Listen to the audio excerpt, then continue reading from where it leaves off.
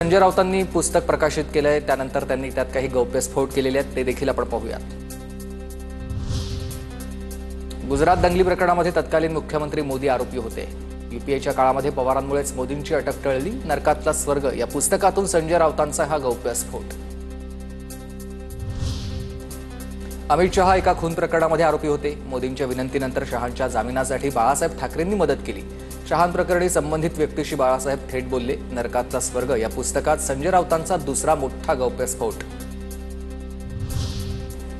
बाळासाहेब ठाकरे शरद पवारांनी मोदी शहांना मदत केली याचा मी साक्षीदार आहे, पण त्यांनी पक्ष फोडून उपकाराची परतफेड अपकाराने केलेली आहे। संजय राऊतांचं हे वक्तव्य।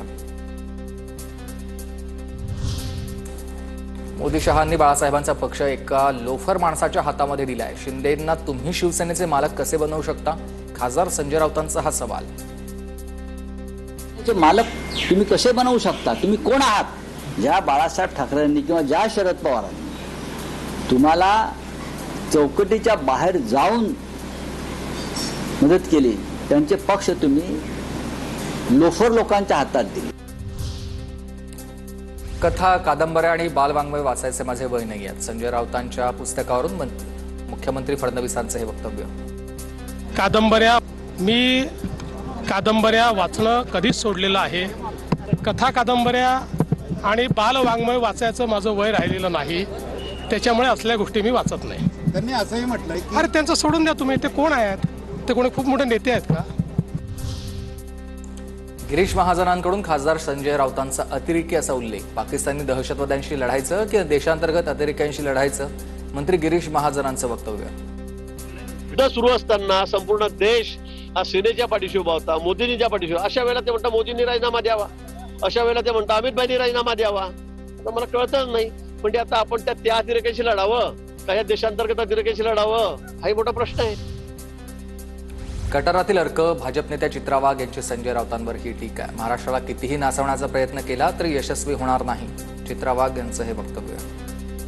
छत्रपती शिवाजी महाराज यांच्या स्वर्गासारख्या महाराष्ट्राला अशा मनोहर कहानिया लिहून नाचवण्याचा कुणी कितीही प्रयत्न केला तरी तो यशस्वी कधीही होणार नाही।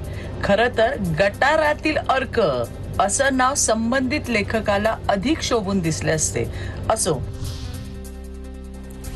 बाळासाहेबांनी अनेकांना प्रामाणिकपणे मदत केली। तर राऊतांचं नरकातलं स्वर्ग हे पुस्तक म्हणजेच नौटंकी आहे। शिंदेच्या शिवसेनेच्या संजय शिरसाट यांचा राऊतांवर हल्लाबोल।